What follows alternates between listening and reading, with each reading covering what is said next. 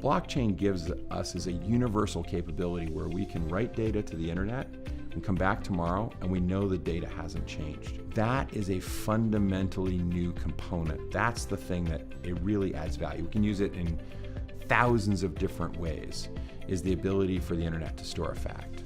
And so I find that to be sort of the simple way of thinking about what blockchain can do.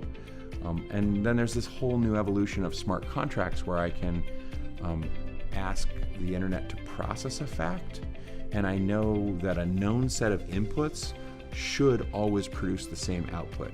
So it's really a trustworthy computing model that's in the cloud, where if I supply data to this contract and it's this contract, and I give it these variables, I'll always get the same answer back. There's no ability for somebody to tinker with the processing of that data in a way I wouldn't get the same answer the next time I submit the data. And so that's also a very important piece of the puzzle.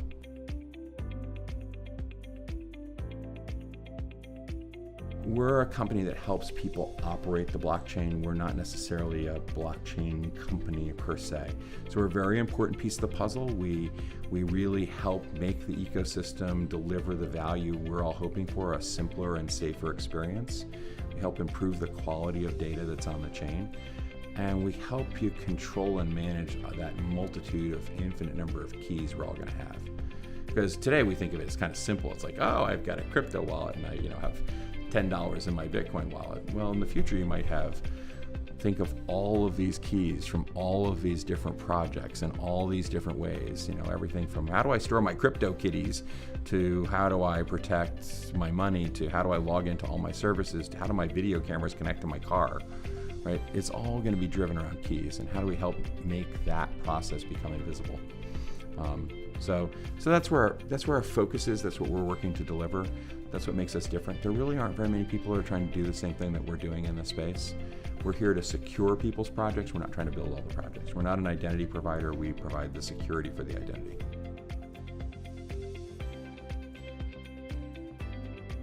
Well, so uncertainty is always a challenge, right? Any entrepreneur would like to just sort of close your eyes and forge ahead. I also think that it's in that concept of uncertainty that you find innovation. I was around building payment systems when PayPal came out, and we all decided that was a completely illegal transaction. Like, first off, they're a bank, you're using your email for identity, like this is never going to work, and that they should get shut down in a minute. And so we sort of lived through that experiment. That, of course, was very successful for PayPal, although they basically violated all the rules in the early days. At the other end of the spectrum, you had Napster and the whole music sharing business, where there was a really strong advocate that was trying to use all the rules and laws to put them out of business.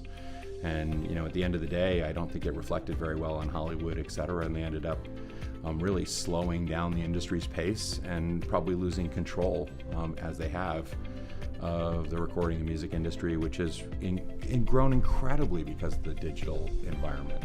So, I think they're good historical examples. Regulators ought to stand back a little bit and let these things evolve. They can do enormously more damage to the sort of generation of capital and the growth of the marketplace. It's not to say that regulation isn't important. It is. We've certainly had a certain entertainment of fraud in this space and inappropriate activity, but I think that accompanies all new innovation in the marketplace.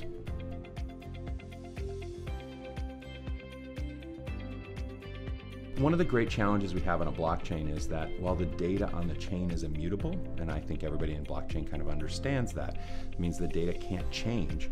What we don't know is whether the data written to the chain was intended. So we have no evidence, if we give just a chain, that the data on the chain came from a known device in a known condition. And so we're trying to help drive some of those standards forward to improve the quality of information on the chain, because we have cybersecurity controls or consumer protections that are available for the consumer as they use and operate chains. So it's a really critical piece of the infrastructure. It's hard to do because you have to change all the devices. The good news is we spent a decade or two already flipping all the devices in anticipation of the invention of blockchain. So these are two pieces that go really well together, and I think will drive value for the consumer and simplify the global adoption of blockchain in the marketplace.